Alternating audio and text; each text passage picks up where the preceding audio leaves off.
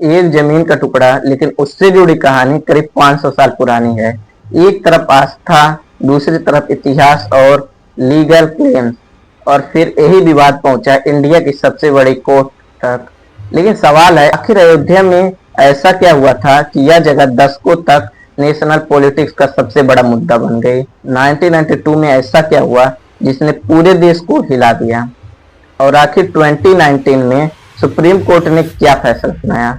आज समझते हैं राम जन्मभूमि विवाद की पूरी कहानी बिल्कुल शुरुआत से। अयोध्या को हिंदू धार्मिक परंपरा में भगवान राम की जन्मभूमि माना जाता है। इसी जगह पर एक विवादित स्ट्रक्चर मौजूद था जिसे लंबे समय तक बाबरी मस्जिद के नाम से जाना गया, जो सिर्फ रिलीजन तक सीमित नहीं रहा, धीरे धीरे मामला कोर्ट और पॉलिटिक्स दोनों का हिस्सा बन गया। हिंदू पक्ष का दावा था कि यह वही स्थान है जहां भगवान राम का जन्म हुआ था और यहां पहले से एक मंदिर मौजूद था। वहीं दूसरी तरफ इस जगह पर मस्जिद होने का ऐतिहासिक रिकॉर्ड भी मौजूद था। यहीं से शुरू हुआ एक ऐसा विवाद। फिर आया दिसंबर 1949। विवादित स्ट्रक्चर के अंदर रामलला की मूर्तियां मिलने की घटना हुई। इसके बाद प्रशासन ने उस जगह को नियंत्रित कर लिया और मामला कोर्ट तक पहुंच गया। अब सवाल था, इस जगह पर अधिकार किसका है।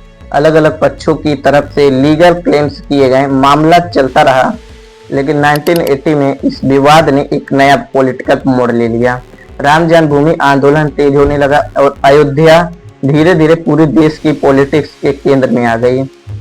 फिर आया 6 दिसंबर 1992। अयोध्या में बड़ी संख्या में लोग इकट्ठा हुए। इसी दौरान विवादित ढांचा गिरा दिया गया। यह घटना पूरे देश के लिए एक बड़ा टर्निंग पॉइंट साबित हुई। इसके बाद कई जगहों पर तनाव और हिंसा हो गई। सरकार के सामने लॉ एंड ऑर्डर की बड़ी चुनौती खड़ी हो गई और अयोध्या विवाद अब सिर्फ जमीन का मामला नहीं रह गया था। यह देश की पॉलिटिक्स, सोसाइटी और कम्युनल रिलीजन से जुड़ा बड़ा मुद्दा बन चुका था।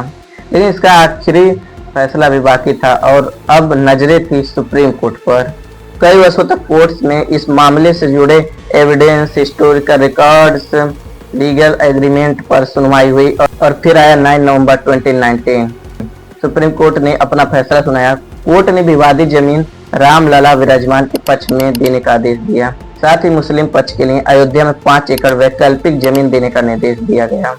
कोर्ट ने यह भी कहा कि 1992 में विवादित ढांचे को गिराना कानून का उल्लंघन था। यानी फैसला केवल धार्मिक आस्था के आधार पर नहीं, बल्कि कोर्ट के सामने रखे गए एविडेंस को ध्यान में रखते हुए दिया गया। 2019 के फैसले के बाद राम मंदिर के निर्माण का रास्ता साफ हो गया। इसके बाद भूमि पूजन हुआ, निर्माण शुरू हुआ और अयोध्या में एक नए अध्याय की शुरुआत हुई। लेकिन राम जन्मभूमि की कहानी सिर्फ एक मंदिर की नहीं है, यह कहानी है हिस्टोरी की, पॉलिटिक्स की